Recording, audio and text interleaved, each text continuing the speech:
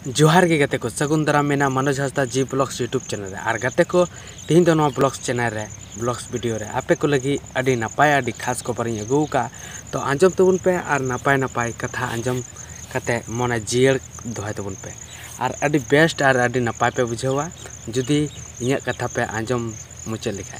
तो गाते को तीन दो मिटे कथा बन गालमाराव अड़ी नपाय अड़ी चरक गया और लेखा दो नितो दो नय उजय धारे रे मिनिया दाणा बड़ाई हेकना आदो जिराव कते मने रे कथा हेना आदों मेनदा बांग गाते को लई कुआ चेदा से बांग लई को रेहो माने बांग लई को खाय माने ठीक बांग हुआ आ मने रे तिने एम दोका ओना इयते ओना दो उडुक करे और हुई दड़िया जहाँ करे पे आंजम का ठीक गया मेनखान इन ठे खय आंजम तबन पे तो थोड़ा बहुत आपया मने रे आपे जुदी पे आंजम लिखा इन अड़ी बेस्ट इन बुझावा जे मेनते इन कथा को आंजम किदा और अड़ी नपाय तो अब बन मेना तेना कथा दो नोआ कना जे जिंदगी रे जहाना गे जिनिस मिना ओकाटा जिनिस में बनुआ जे मेनते आम बाम हासिल दड़िया सानाम हासिल दड़िया चाहे जहाना गे हुई गाड़ी कान कार कान मोटर कान गाड़ी कान बंगला कान जहाना गे नोआ जिंदगी रे जहाँ तिना गे मिना सानाम हासिल दड़िया नौकरी कान चाकरी कान आम भाली सर्विस हम इया दड़िया भाली ऑफिसर हम बना दड़िया आईएएस एसडीओ बीडीओ जहाने गे मेनखान ओना नाम लगी मिटे जज्बा तेना आ ओना जज्बा तो आमा अंतर रे आमा दिल भीतर रे होना चाहिए जुदी आमा दिल भीतर रे मिना रे बनुआ आमा माइंड रे ओना थॉट गे बनुआ जे इन चीन चिकाया बन चिकाया तबे फिर बाम हासिल दड़िया और अगर जदि आमा मने रे जीवी रे एकदम अंतर खन गहिर ते जदि आमा पूरा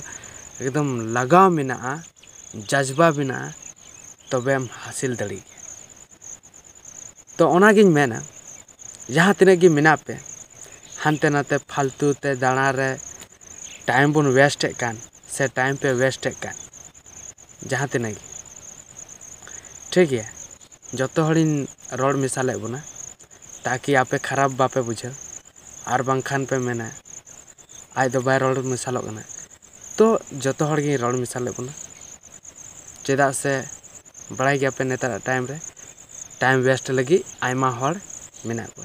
जहाँ दो हानते नाते दाणा बड़ाते फालतू टाइम को वेस्ट दा और अकुआ लक्ष्य नाम लगी बाकू लगा कना जज्बा बाकू दोहय दा तो ओना इयते जज्बा दोहय तबन पे और चे मने रे मेना तपे लक्ष्य आपे कमी के माने कमी तबन पे और जेमन गे पे कमिया तेमन गे धन दपे नामा बापे कमी खाय दो बापे नामा ओना इयते मा तबे तेहिं खय एतहब तबन पे जहाँ को जुदी उनका मेना पे खाय जहाँ फालतू